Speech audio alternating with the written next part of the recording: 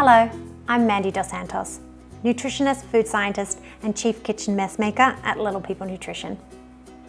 Today's video is part of a series we have created in collaboration with the Central Coast Council. These videos address some of the common concerns and questions that childcare educators have around children and eating in an early learning centre environment. Today's video is all about how to deal with family expectations of their children's eating patterns. Many educators tell me that they find dealing with parents and carers the hardest part of their job.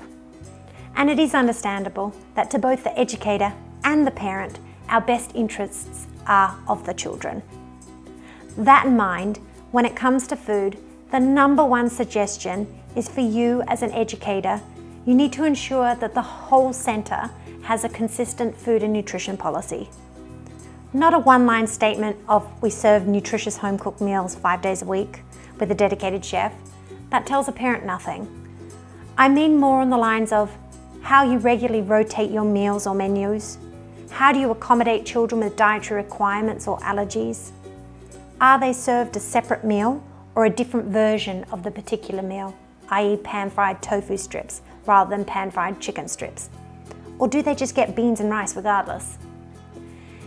This needs to be a consistent understanding in the whole centre as to how you handle children who are not eating. How children who are labelled fussy are handled in the centre. The most important point is that you as an educator, chef, and as a whole centre need a consistent message and process for communication. This will hold you not only as a centre and educators, but also hold the children and their families. We all thrive on routine and rhythm, as we talked about in the previous videos of this series. Parents and educators too. Have a meeting with your team and ask each other some key questions. 1. Where are the menu plans kept? 2. How regularly do we rotate and update these menus? 3. Can families and educators give suggestions for menu ideas? 4. How are families with allergies and food intolerances supported? How are the meals cooked and separated? And what is offered as a substitution? 5. What foods are allowed to be brought in by families, if any at all? 6. What is the routine around mealtime? 7. How are meals served? Have a look at video 1 and 2 to give you some suggestions. 8. What language is used around food with children? 9. Do you, the educators, eat with the children? 10. If a child doesn't eat a meal, how is this handled at a room educator level? It is important to think about whether the child is hungry, tired, sick, teething, fussy, or perhaps just in a mood of some sort. If there are no underlying issues, is the policy to wait for the child to be offered the next meal at the next meal time rather than offering a separate meal? 11. If the child consistently doesn't eat during the day, how is this handled at a room educator level and at a centre level to formulate a plan with the parents?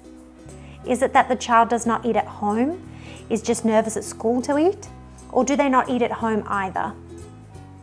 12. What other food education activities are offered at the centre and how regularly? 13. How regularly does the team have professional development around food education and nutrition at your centre? How regularly do you have your menu reviewed by a health professional? Use these answers to formulate your policy and communicate it to the families of your centre regularly and to the educators in the centre. I do hope you found this video helpful. If you would like any further information, please visit our website or our social media channels. See you next time.